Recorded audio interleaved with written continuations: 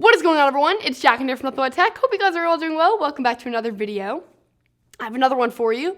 I slept like maybe 4 hours last night, so I'm only like dying a little bit, and I'm probably gonna get even less tonight. But you know, it's all for you. So I appreciate all your support, and I'm trying to give you back some content. But this has been heavily requested.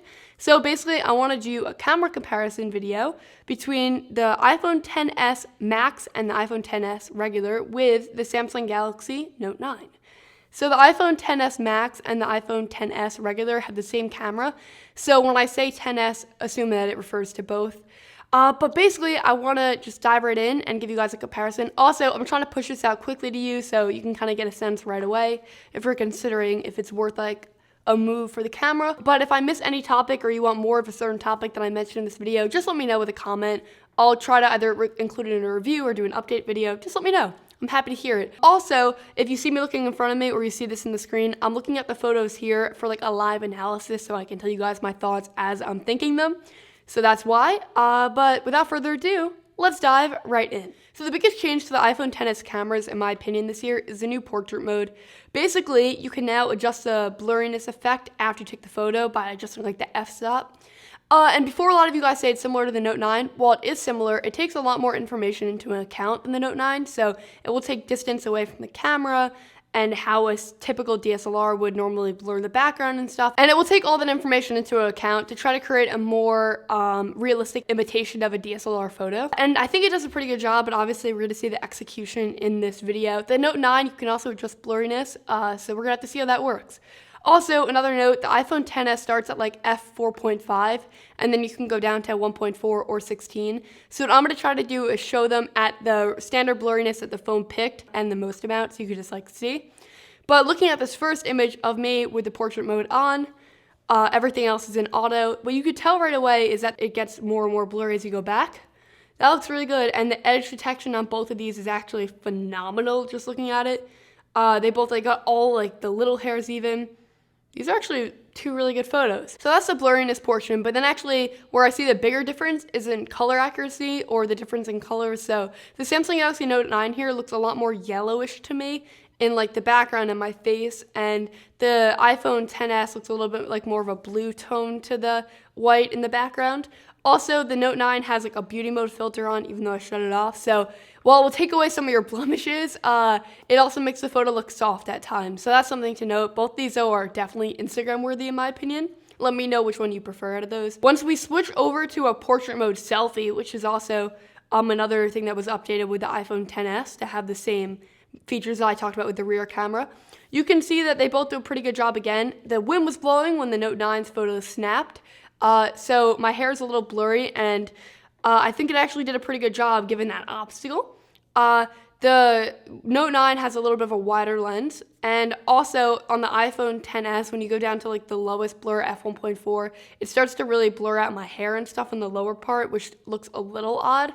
But overall, I would say I probably prefer the colors on the iPhone XS, but on the Note 9, I think I prefer the wide angle lens. Switching over to a shot of a sign to get dynamic range, like to test that, the iPhone XS and the Note 9 have excellent dynamic range, like really good dynamic range. So you could see here that the blacks are really deep in the sign, but then the sky is perfectly exposed. You got that blue coming through. The one area where you see the iPhone XS differ from the Note 9, I think, is in crushing the blacks in the tree. It's a green tree, and in certain areas it just looks really dark. But both of these photos are very impressive. Both the Note 9 and the iPhone XS also have a secondary telephoto camera. So this indoor shot in like a lower light scenario will show that the telephoto camera on both is also really sharp. The Note 9's image looks slightly overexposed on like the top of the lipstick, which means that a lot of them like to have a little bit less of an accurate hue. The iPhone XS kind of portrays the colors more realistically. The lipsticks, it's a little bit too saturated. The lipsticks were a little bit less saturated than that. So the actual color is kind of in between the two. But if the Note 9 was a little bit less bright, it would probably look good. It's just a little bit too bright, but overall it looks pretty good. Another photo from that same spot to test another kind of severe lighting condition. In the front, it's pretty low light, and then there's ceiling lights and stuff, and they both do a pretty good job. The sharpness is there throughout the entire image, in my opinion. The iPhone XS's image, like the neon white lights, look a little bit more bluish green to me than on the Note 9, which is interesting to see because in the past, I felt like the iPhone would go to the warmer colors and the Note 9 would go cooler. And it feels like in some of these images that kind of reversed. But both of these are really good, and for a low light camera, I think you're really going to be happy with it. All right, so I'm definitely focusing a lot on portrait mode here because I feel like that's definitely where the biggest difference to the iPhone XS camera was made. And this one of a irregular object like a meter, the phones do a really good job, and I find that they're getting better and better. A lot of times they miss with irregular objects, and I have an example of that coming up next, but here, they nailed it. So edge detection is an all-star edge detection on here. It looks like a really authentic, real blur. The meter coloring is good. These actually look like two really similar images. Not much else to say. Where you don't see them excel as much is when I tried to take a picture of like a Mercedes-Benz, like the little front piece on the Mercedes-Benz. They both like didn't understand that's what I was trying to do. So half like the thing is blurred out on both. On the Note 9, it actually went to a different part of the car. These aren't that amazing images. Where you'll see the phones redeem themselves is in like a close-up macro of a tree. The sharpness and the clarity is so there. It just looks really, really great. The iPhone XS looks a little bit more purple to me, but they both look really good. They're sharp.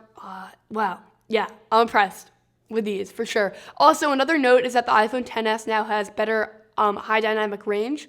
So I kept every setting on auto to take these photos. So I just let the phone decide like when to use what.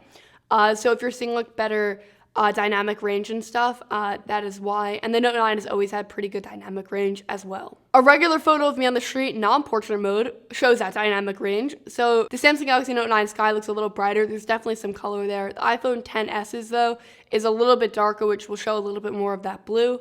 I'm in focus in both. They both look pretty good.